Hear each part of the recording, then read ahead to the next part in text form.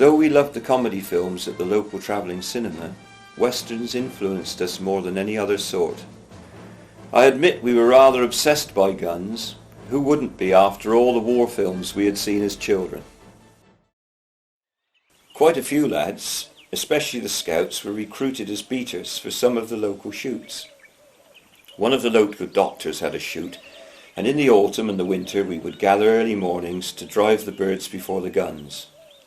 We were paid a small amount of cash, but more importantly, the rabbits that fell would be distributed among the beaters. I would cycle home with several rabbits on the handlebars of my bike, calling on family members with these windfall gifts. Beating could be hazardous. A thick jacket with the collar turned up and a heavy cloth cap was essential wear. I have this vivid memory of the shot whistling and sighing through the stubble around our feet. The keeper walked in the centre of the line and would shout back stern and fearsome oaths at the inexperienced guns who would let fly at anything that moved, or thought that it had moved, without any regard for those ahead of them. Firearms were not easily available. My father had a 410 ratting gun and the use of a 12-bore shotgun. Sensibly, us kids were not allowed anywhere near these weapons. However, air guns, rifles and pistols were commonplace and traded among us kids with no adult interference at all.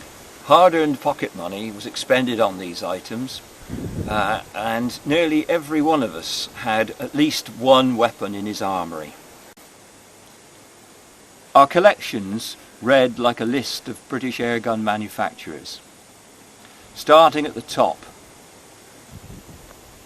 the Webley airgun or air pistol. A beautifully made pistol, very expensive, very accurate. I didn't have one of these, and very few of us had. They were virtually unobtainable. Next was the BSA, pistol or rifle.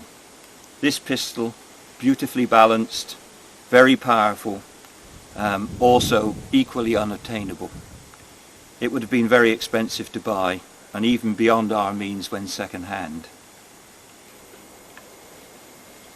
I had a Diana air rifle.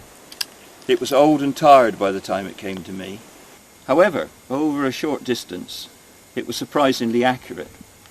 And as a marksman later in my national service career, I owe something to having to overcome the deficiencies of this old weapon.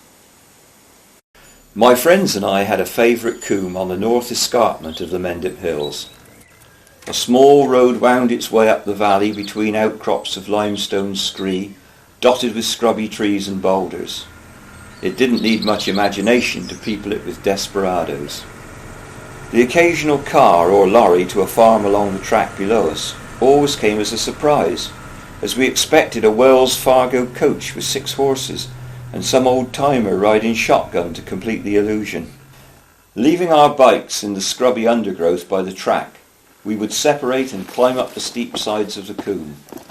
Loose stones clattering down towards the track, and within a few minutes we would all be out of sight of each other. An outcrop to shelter behind with a stunted tree for cover was ideal.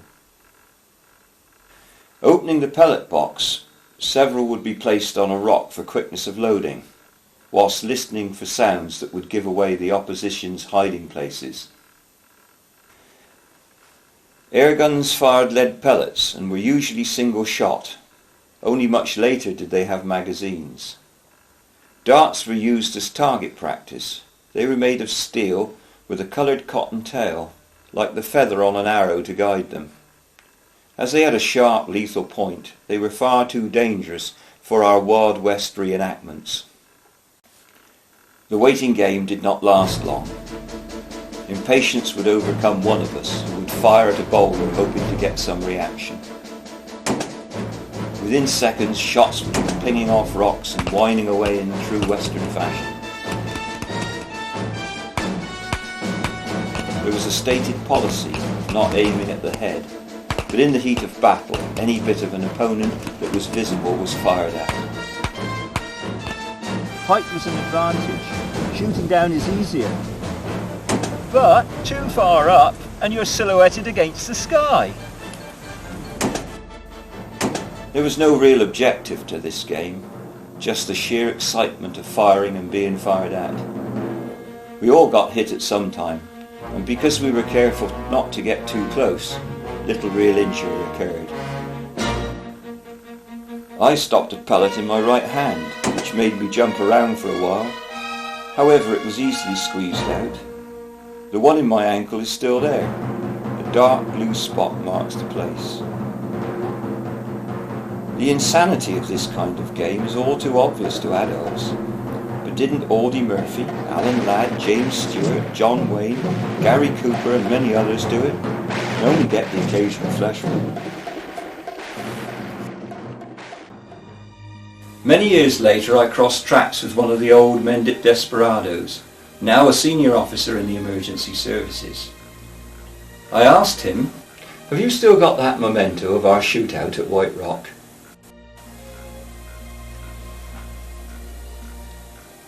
Yes, still in there.